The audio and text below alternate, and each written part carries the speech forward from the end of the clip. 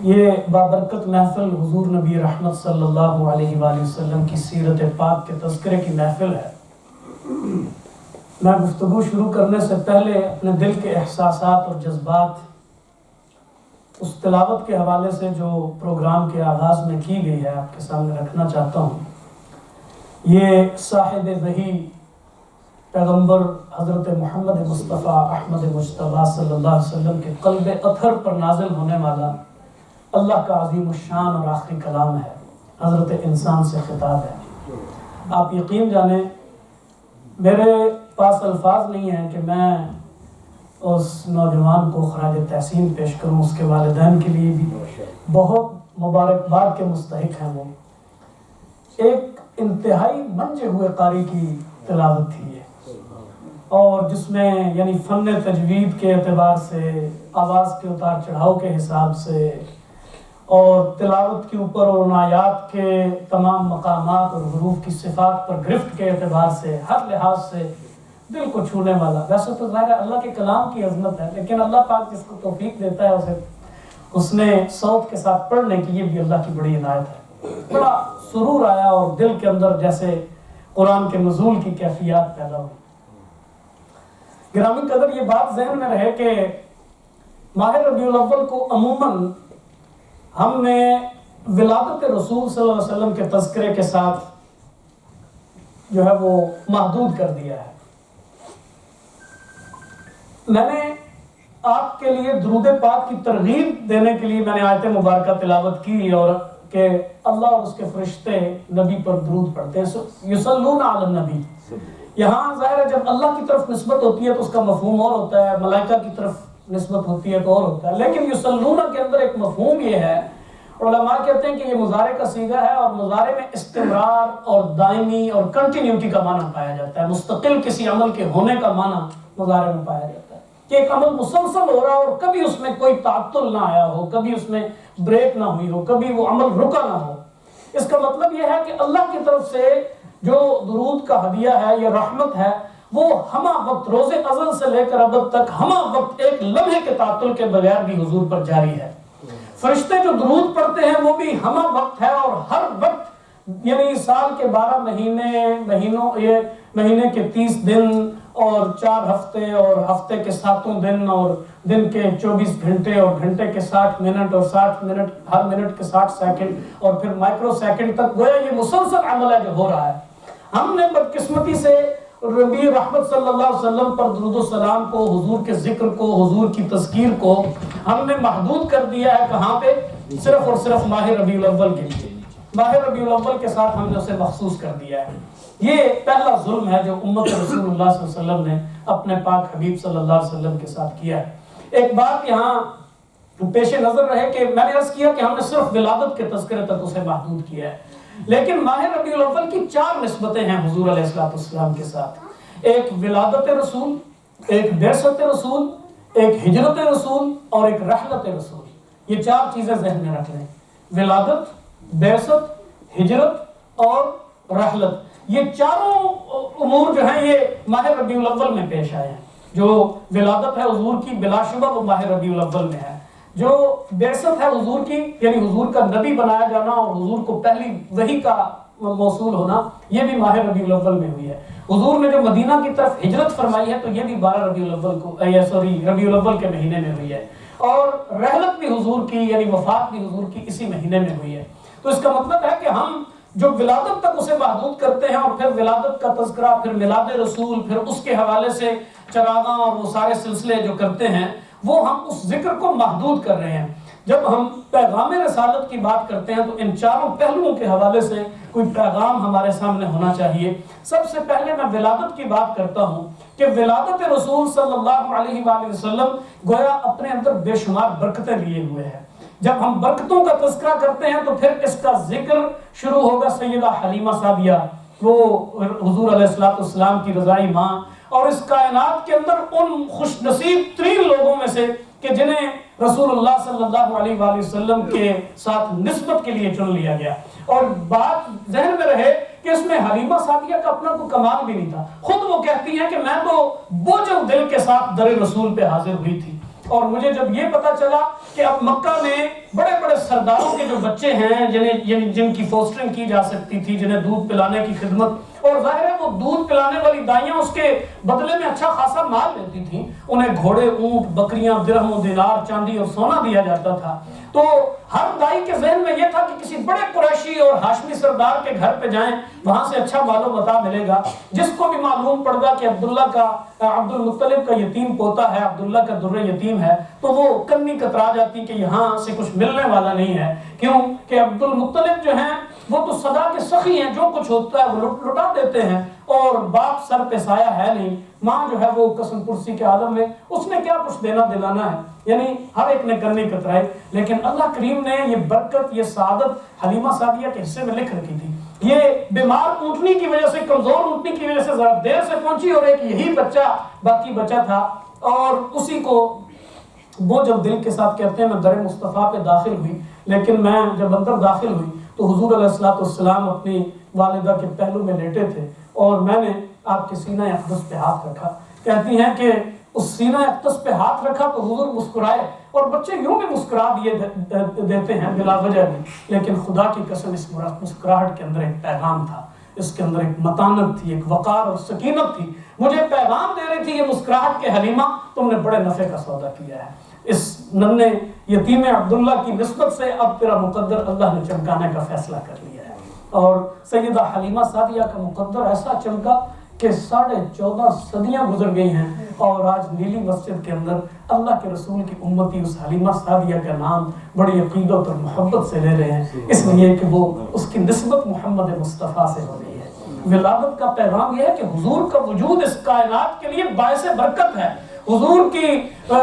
وجود کی برکتیں اور سرکار رسالت مآب صلی اللہ علیہ وسلم کی ذات کی برکتیں گویا صرف ایک لمحے کے لیے نہیں، بلکہ ازل سے، کائنات کی ابتدا سے ہی اس کائنات کے اندر ایک لحاظ سے گھیرا کیے ہوئے ہیں، اور اس برکت کے مختلف پہلو ہیں. لیکن آپ اگر حضور علیہ السلام کی حیات پاک کا مطالعہ کریں تو آپ کو معلوم ہوگا کہ مختلف موقعوں پر ان برکتوں کا ظہور ہوتا رہا ہے. میں ظاہر چیدہ باتیں عرض کر دیتا ہوں کہ ایک برکت تو یعنی وہ برکات جو حلیمہ سعدیہ نے سمیٹی ہیں وہ تو اپنی جگہ ہے. یعنی وہ برکت کا آغاز یہاں سے ہی ہو گیا ہے کہ حضور علیہ السلام کو دامن میں لے کر وہ جب اپنی بیمار اونٹنی پہ سوار ہوئی ہیں تو وہ بیمار اونٹنی ہوا سے باتیں کرنے لگی، اور وہ جو سکھیاں سہیلیاں جو پہلے قبیلے کو نکل چکی تھیں، انہوں نے جب دیکھا کہ حلیمہ کی سواری بس دوڑتی چلی آتی ہے، ایسے جیسے قوت و طاقت کا بھرپور خزانہ لیے ہوئے ہے، دوڑتی چلی آتی ہے، کہنے لگی کہ حلیمہ کیا ماجرا ہے، سواری بدل لی ہے کہ آتے ہوئے تو تمہاری سواری بیمار تھی، اب کیا سواری بدل لی ہے کہ جو آپ سب سے آگے نکلی چلی آتی ہو؟ کہا میں نے سواری نہیں، میں نے سوار بدل لیا ہے. اور اس سواری کے اوپر جو سوار ہے، سواری کو بھی معلوم ہے کہ یہ پیچھے چلنے کے لیے نہیں بلکہ سب کو اپنے پیچھے چلانے کے لیے آیا ہے. یہ برکتیں ہیں، اور وجود مصطفیٰ کی برکتوں کا مشاہدہ ہر روز حلیمہ کے گھر کے اندر ہوتا تھا. حلیمہ کی کچی کوٹھی کے اندر اس دن سے چراغ بلنا بند ہو گئے، چراغ جلنا بند ہو گئے، اس لیے کہ سہیلیوں سکھیوں نے پوچھا کہ حلیمہ تیرے گھر ہر وقت چراغ جلتے رہتے ہیں، تیرے گھر میں بڑی دولت آ گئی ہے، جو ہر وقت چونکہ مہنگا تیل جلتا تھا نا چراغوں کے اندر تو وہ لوگ ضرورت کے وقت ہی جلاتے تھے. کہا ہر وقت تیرے گھر سے روشنیاں چھن چھن کے آتی ہیں. امام بغوی رحمہ اللہ نے معالم التنزیل میں یہ روایت نقل کی ہے کہ وہ لے گئی اپنی سہیلیوں کو پکڑ کر اور کہنے لگی کہ یہ حضور کی طرف اشارہ کر کے کہ خدا کی قسم جس روز سے یہ سراج منیر ہمارے گھر میں آیا ہے ہم نے گھر میں چراغ جلانے چھوڑ دیے ہیں، اس لیے کہ اس کا وجود روشنیوں کا منبع ہے. گویا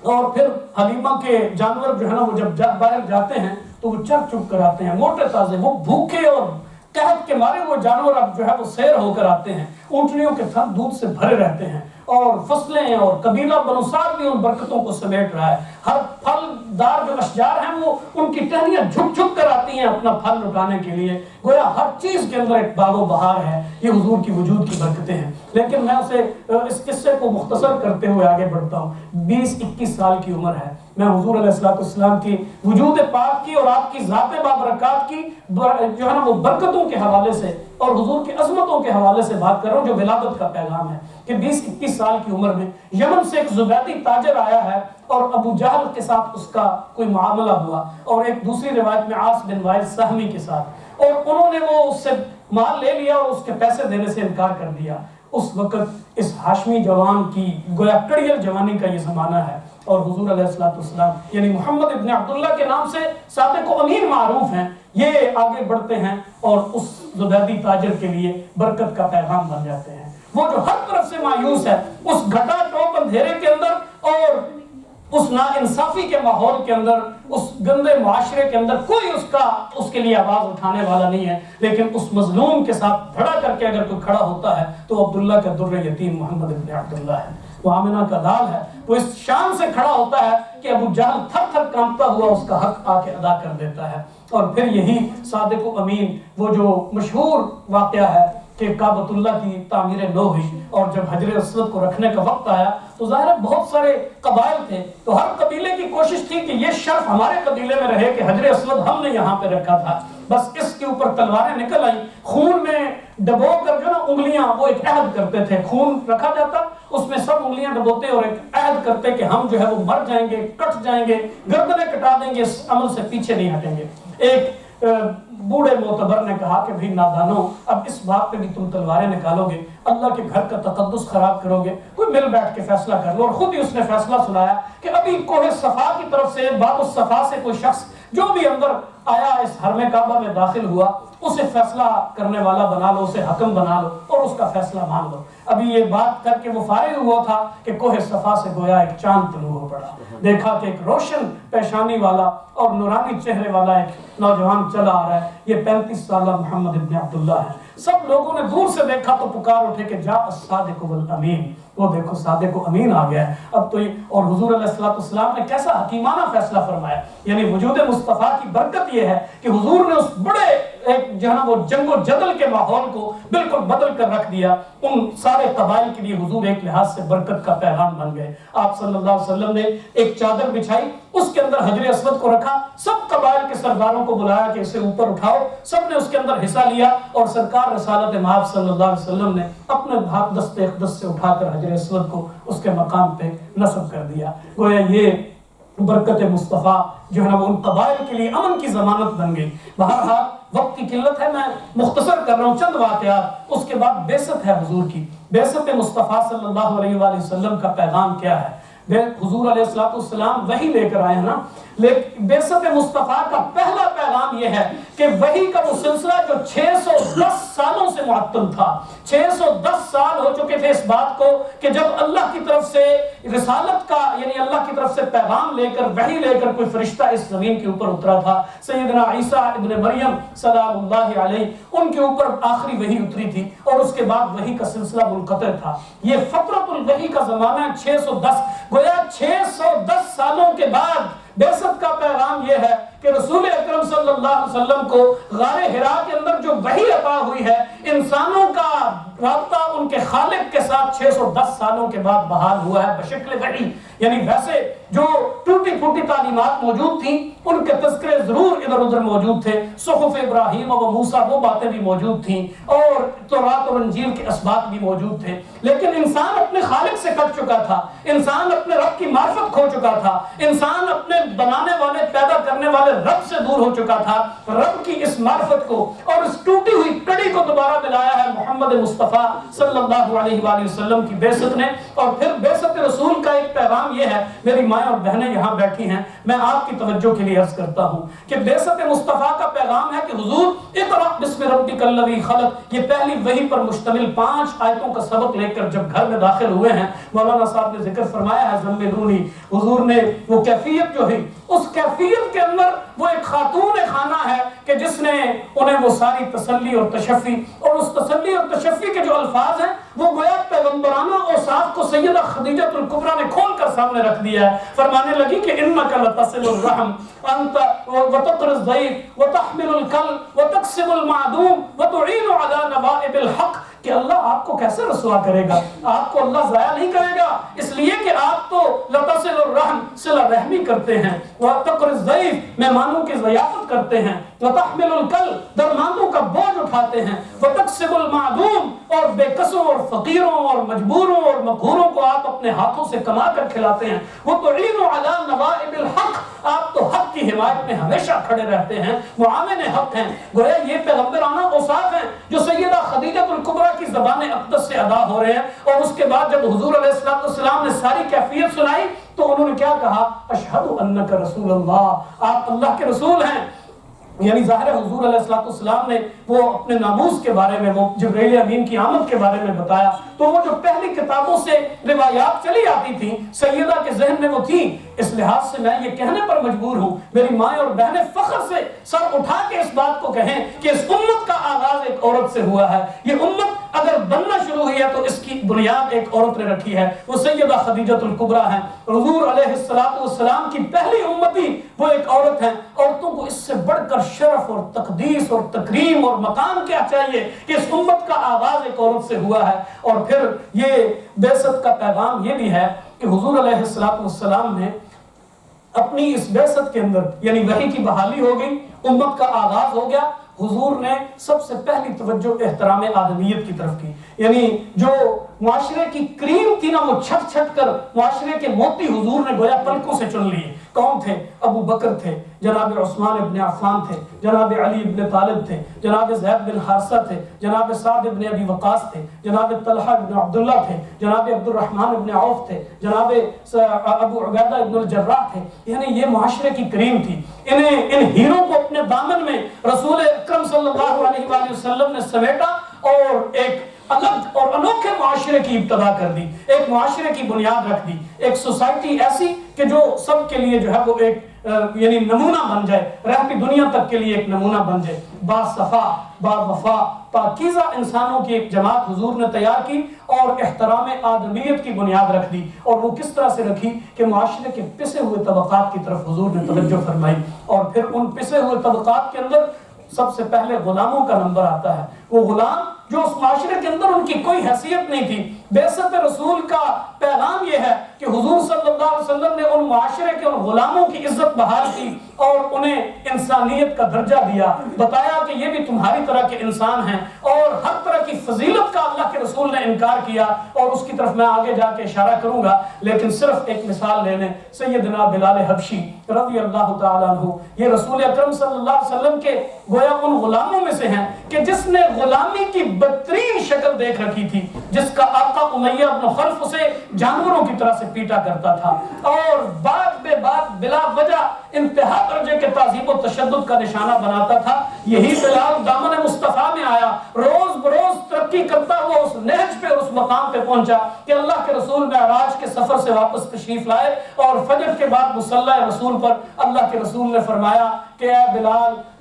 کیا اپنا عمل بتاؤ، کیا عمل کرتے ہو کہ انی سمعت دفن علیک بین یدی فی الجنہ، میں نے تیرے قدموں کی چاپ جنت کے بالا خانوں میں اپنے آگے آگے سنی ہے۔ ذرا تصور کریں، اس ایک جملے نے فرش پر پڑے ہوئے بلال کو اٹھا کے فراز عرش پہ پہنچا دیا ہوگا کہ اللہ، میں اللہ کی نظروں میں اتنا معتبر ہوں کہ چلتا مکہ کی گلیاں میں ہوں، میرے قدموں کی چاپ جنت کے بالا خانوں میں سنائی دیتی ہے۔ یہ احترام آدمیت ہے جو بعثت رسول کا پیغام ہے کہ حضور کے آنے سے انسان کو آدمیت ملی ہے، انسان کو انسانیت کا جوہر ملا ہے، اور انسان کو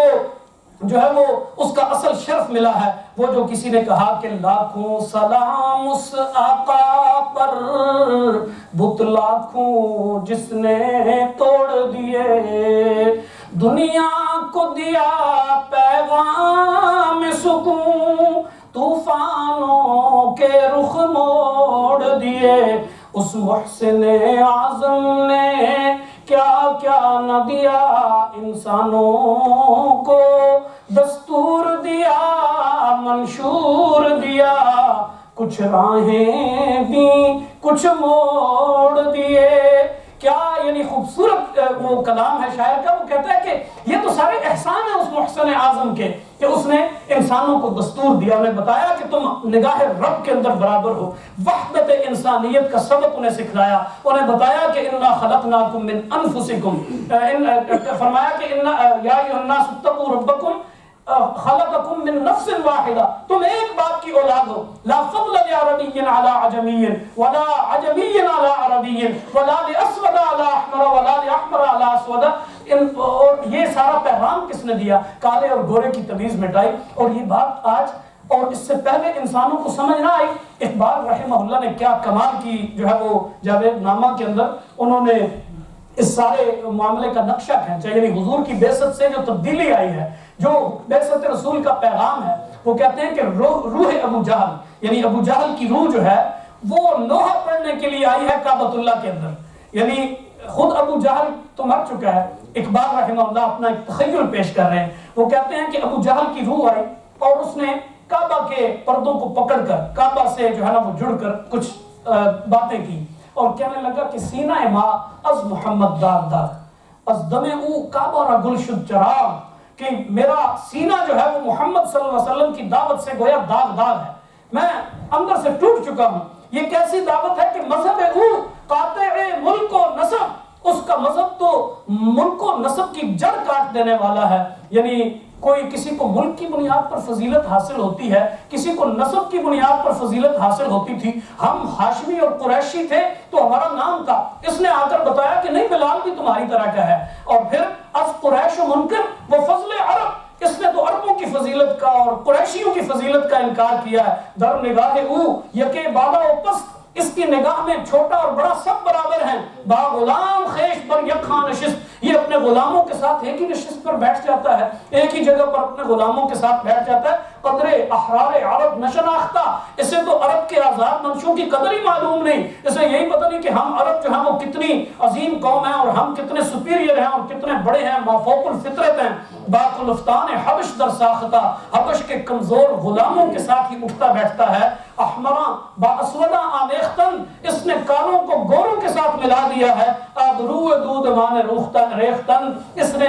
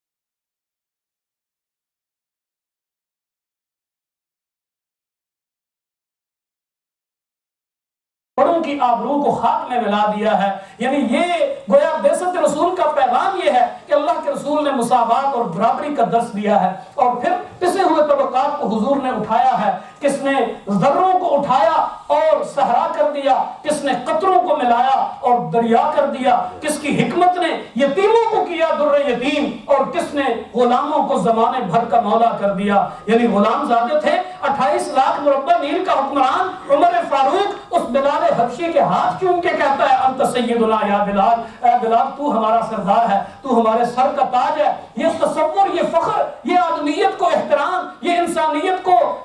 ذات یہ ہے وہ محبت، یہ کس نے سکھائے ہیں؟ یہ حضور علیہ السلام کی بعثت کا پیغام ہے. اور ماں اور بہنوں کی توجہ کے لیے عرض کروں کہ حضور کی بعثت کا ایک پیغام یہ بھی ہے کہ وہ بیٹیاں وَإِذَا الْمَوْءُودَةُ سُئِلَتْ، جو زندہ درگور کی جاتی تھیں، جنہیں زندہ زمین میں دفن کر دیا جاتا تھا، وہ بیٹیاں اتنی لائق تکریم ٹھہری ہیں. ان کی تکریم اور ان کی عزت اور ان کا احترام اللہ کے رسول نے یہ بتایا کہ یہ بیٹی جسے باپ بوجھ سمجھتا تھا، اس بیٹی کو رسول اکرم صلی اللہ علیہ وسلم نے خود اپنے گھر کے اندر بھی پالا اور ان امت کو بھی بتایا کہ جس کے گھر میں 2 بیٹیاں ہوں وہ انہیں پالے پوسے، ان کے ساتھ احترام محبت سے پیش آئے، ان کا پورا خیال رکھے، انہیں اچھی تعلیم و تربیت کرے اور پھر انہیں ان کے اگلے گھر روانہ کر دے. فرمایا کہ میں محمد اسے جنت کی ضمانت دیتا ہوں. گویا بیٹیاں جنت کی ضمانت بن گئیں. جو بیٹیاں باعث ننگو آر سمجھی جاتی تھیں وہ بیٹیاں جنت کی ضمانت ٹھہری. جو بہنیں بھائیوں کے اوپر بوجھ بنا کرتی تھی، بوجھ سمجھی جاتی تھیں، وہ بہنیں اس قدر باوقار ٹھہری کہ شیمہ بنت حارث حضور کی رضائی بہن اللہ کے رسول کے دربار میں آئی تھی. قبیلہ بنو حوازن پہ جب حملہ ہوا اور وہ بہن قیدیوں میں آئی تھی، شیما بنت حارث آئی، اللہ کے رسول صلی اللہ علیہ وسلم نے وہ چادر کہ جس کی قسمیں قرآن میں کھائی گئی ہیں اس چادر کو زمین پہ بچھایا، اس بہن کو اس چادر کے اوپر بٹھایا۔ ذرا تصور کریں کہ بہنوں کے لیے یہ مان کبھی بھائیوں نے سوچے بھی تھے؟ میں اکثر کہا کرتا ہوں کہ میں نے ایک بوڑھے بزرگ بابا جی کو دیکھا، انتہائی مشقت سیالکوٹ کے اندر وہ مشقت کر رہے تھے، بھاری بوجھ انہوں نے اٹھایا ہوا تھا۔ بابا جی آپ اس عمر میں کیوں اتنی مشقت کر رہے ہیں؟ آپ کا کوئی کھانے کمانے والا نہیں؟ کہا بیٹا میرا جوان بیٹا مر گیا اور میرے گھر میں 2 بیٹیاں جوان بیٹھی ہیں، میں یہ باپ کو یہ عظمت کس نے دی، باپ کو یہ احساس اور یہ شعور کس نے دیا کہ وہ جھکی ہوئی قبر کے ساتھ بھی اپنی ان بیٹیوں کے ہاتھ پیلے کرنے کا سوچ رہا ہے اور ان بیٹیوں کے لیے وہ اس یعنی بڑھاپے کے اندر مشقت کر رہا ہے۔ تو یہ تصور، یہ بیٹیوں کو مان، یہ بیٹیوں کے ساتھ شفقت پدری، یہ محمد مصطفیٰ صلی اللہ علیہ وآلہ وسلم کی سکھائی ہوئی ہے، یہ حضور کی بعثت کا پیغام ہے۔ اور وہ ماں جو اس معاشرے کے اندر کوئی تقدس نہیں رکھتی تھی، ماں جو ہے وہ سوتیلی ماں باقاعدہ وراثت میں تقسیم ہوتی تھی، سوتیلے بیٹے لڑا کرتے تھے کہ کب ماں جو ہے وہ باپ مرا ہے تو اب جس طرح باقی مال تقسیم ہوگا وہ معاذ اللہ ثم معاذ اللہ مائیں بھی تقسیم کرتے تھے اور اس کے اوپر لڑائیاں بھی ہوتی تھیں۔ اس ماں کو اللہ کے رسول نے یہ تقدس، یہ عزت اور یہ تکریم بخشی کہ اس ماں کو جنت جو ہے وہ اس کے قدموں کے نیچے۔ کسی نے کہا کہ جنت اتنی بلند و بالا ہے کہ 7 آسمانوں سے آگے، بیت المعمور سے اوپر، سدرۃ المنتہا سے آگے، اور اللہ کے عرش اعظم کے جو ہے وہ پہلو میں آراستہ اور زیبائستہ جنت، وہ اس جنت کو اللہ کے رسول نے اتنی بلند و بالا جنت کو اللہ کے رسول نے فرمایا کہ یہ ماں اتنی تقدیس رکھتی ہے، اسے اتنا بلند کیا، اتنا اٹھایا کہ وہ بلند و بالا جنت بھی اس کے قدموں کے نیچے رکھ دی۔ ذرا تصور کریں کہ عورت کو یہ تکریم اس سے پہلے حاصل نہیں تھی۔ بعثت رسول کا پیغام یہ ہے۔ اور پھر یتیم تو گویا اس معاشرے کے اندر ایک ایسا جو ہے وہ عنصر تھا کہ جسے ہر کوئی نوچ اور دبوچ کھاتا تھا، خود اپنے سگے عزیز و اقارب اور خونی رشتہ دار بھی ان یتیموں کا مال لوٹ کھانے میں فخر محسوس کرتے تھے۔ لیکن محمد کریم صلی اللہ علیہ وسلم کی بعثت کا پیغام یہ ہے کہ حضور نے مدینہ کی تاجدار نے مدینہ کی گلیوں کے اندر 2 زانوں بیٹھ کر بہتے ہوئے ناک والے اور میلے لباس والے ایک پھٹے پرانے لباس پہنے ہوئے بچے کو صرف اس لیے سینے سے لگایا کہ وہ یتیم تھا اور کہا کہ تم یتیم ہو تو کیا ہے، میں محمد تیرا باپ ہوں، عائشہ تیری ماں ہے اور فاطمہ تیری بہن ہے۔ حسن حسین کے کپڑے اسے پہنائے۔ یہ یتیموں کے ساتھ یہ دلداری جس نے کی ہے، یتیموں کو یہ مقام جس نے بخشا ہے، اور پھر فرمایا انا وکافل الیتیم کہاتین، جسے جنت میں میری رفاقت چاہیے ہو۔ مولانا صاحب نے ذکر کیا المرء مع من احب، کہ جس کے ساتھ محبت کرے گا انسان اس کے ساتھ ہوگا۔ میں عرض کرتا ہوں کہ یتیم کی کفالت کرے، یہ اللہ کے رسول صلی اللہ علیہ وسلم کے ساتھ جنت میں رفاقت نصیب کرنے والا عمل ہے۔ اللہ کے رسول صلی اللہ علیہ وسلم نے یتیم کو یہ عزت بخشی، یتیم کو یہ مقام بخشا اور اس کے حقوق محفوظ کر دیے۔ اور گویا کسی ایک پہلو سے بھی کسی بھی پہلو سے آپ دیکھنا شروع کر دیں، ہر طرف آپ کو حضور کی رحمت، حضور کی بعثت کے یہ پیغام اور سرکار صلی اللہ علیہ وسلم کے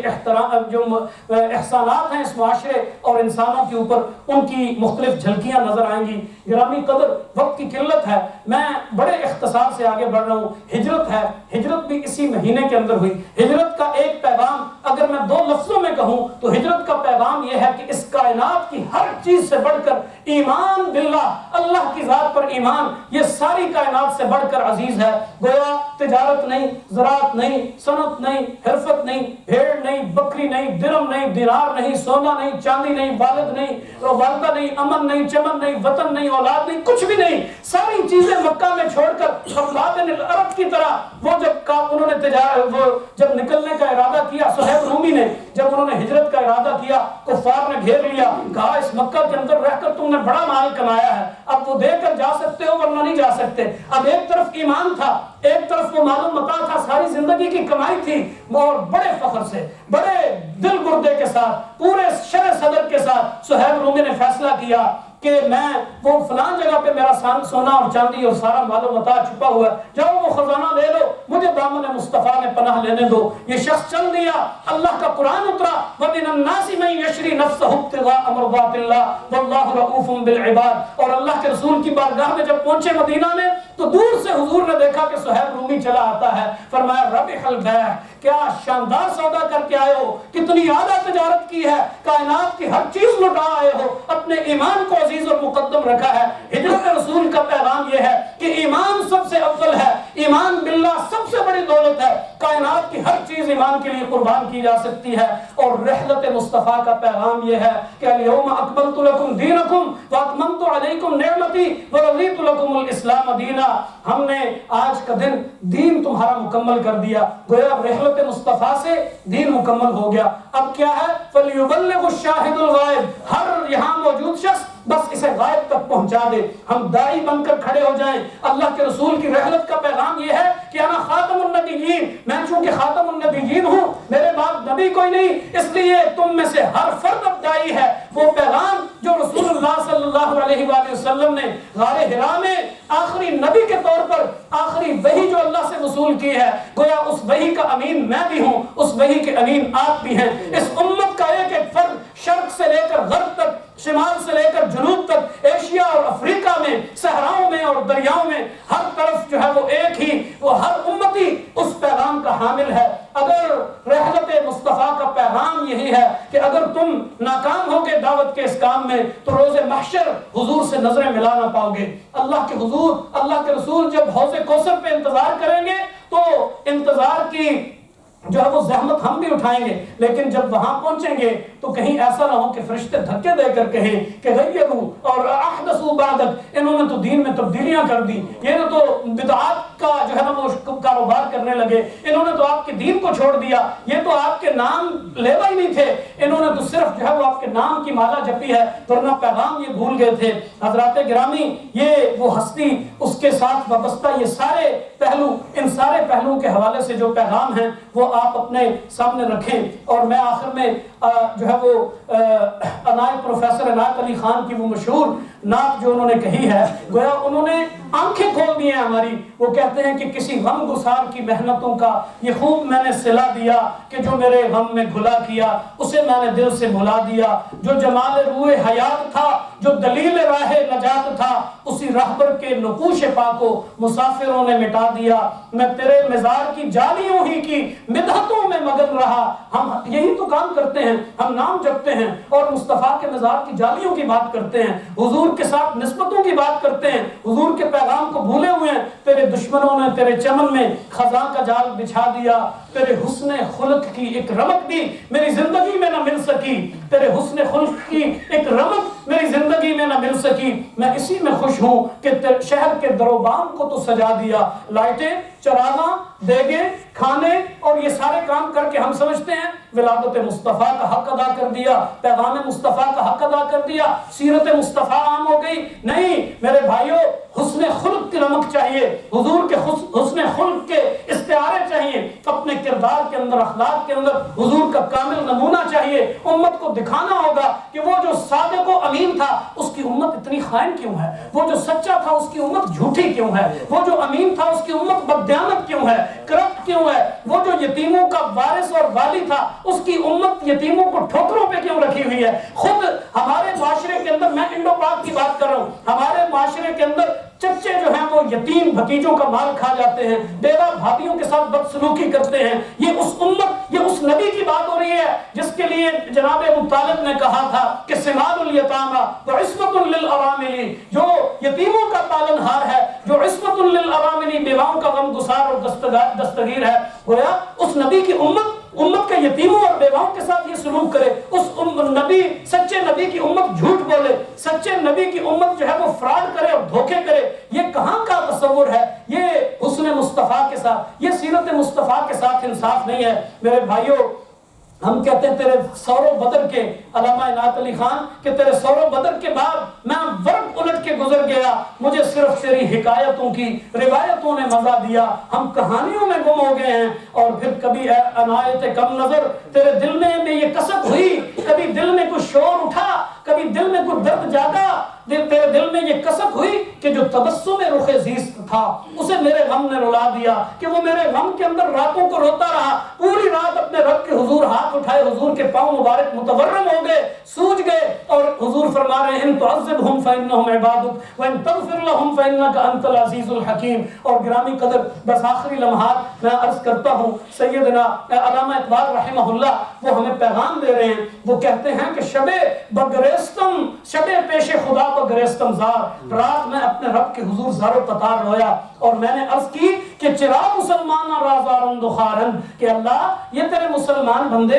یہ کیوں ہر طرف خار و زدوں ہیں، کیوں ان کی مٹی پلید ہو رہی ہے، کیوں ان کا خون بہ رہا ہے، کیوں یہ ظلم کا شکار ہیں، ہر طرف جو ہے وہ انہیں کوڑے ان کے اوپر برس رہے ہیں، ہر ظلم کا شکار یہ ہے۔ سیریا، فلسطین اور عراق اور افغانستان اور صومالیہ اور روہنگیا اور بنگلہ دیش، ہر طرف یہی کیوں لٹ رہے ہیں؟ یعنی میں اپنے تخیل میں کہہ رہا ہوں، اقبال کہتے ہیں چرا مسلمان آرازارن دخارن، ندا آمد نمیدانی کے ای قوم، مجھے آواز آئی عرشوں سے، یہ آواز آئی اقبال تم نہیں جانتے کہ یہ وہ قوم ہے دلے دارن وہ محبوب نادارن، کہ ان کے پاس دل تو ہے لیکن اس دل کے اندر ان کا محبوب نہیں بستا۔ اس محبوب کو دل میں بسانے کی ضرورت ہے بھائیوں اور دوستوں اور بزرگوں، ماں اور بہنوں۔ جب وہ محبوب دل میں بسے گا تو اس کا کردار، اس کا حسن خلق اور اس کی سیرت اور اس کا حسن سیرت وہ سارے کا سارا ہمارے وجود سے، ہمارے وہ اخلاق سے جھلکے گا، ہمارے اعمال سے جھلکے گا۔ اور یہی میری اور آپ کی اس معاشرے کے اندر دعوت ہے۔ خدا کی قسم اللہ کے رسول صلی اللہ علیہ وسلم روز محشر ہم سے پوچھیں گے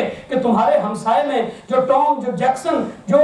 وہ رہتے تھے، تم نے کبھی ان کے ساتھ کوئی جارج کو بھی کوئی دعوت دی تھی، کوئی کیتھرین سے بھی بات کی تھی، کوئی برائن کو بھی بات بتائی تھی، کسی جوزف سے بھی رابطہ کیا تھا؟ میں تو انی رسول اللہ علیکم جمیعا، میں تو سارے انسانوں کا نبی تھا، میں کوئی سعید، نوید اور اسد اور وقار کا نبی تو نہیں تھا، میں تو ساری انسانیت کے لیے آیا تھا۔ اس انسانیت تک میرا پیغام پہنچایا یا نہیں؟ اور اگر ہمارا جواب نفی میں ہوگا تو خدا کی قسم سیرت کی یہ محفلیں بھی اور یہ سارے جلسے بھی، یہ سیمینار بھی، یہ اشتہار بھی، یہ طرح طرح کی جو ہے نا وہ ویڈیو کلپس بھی، یہ سارے کے سارے رائگاں اور بیکار جائیں گے۔ محبوب دل دارن و محبوب ندارن، اس دل کے اندر محبوب کو بسا لیں۔ اللہ کریم ہمیں توفیق عطا فرمائے۔ وما علینا الا البلاغ۔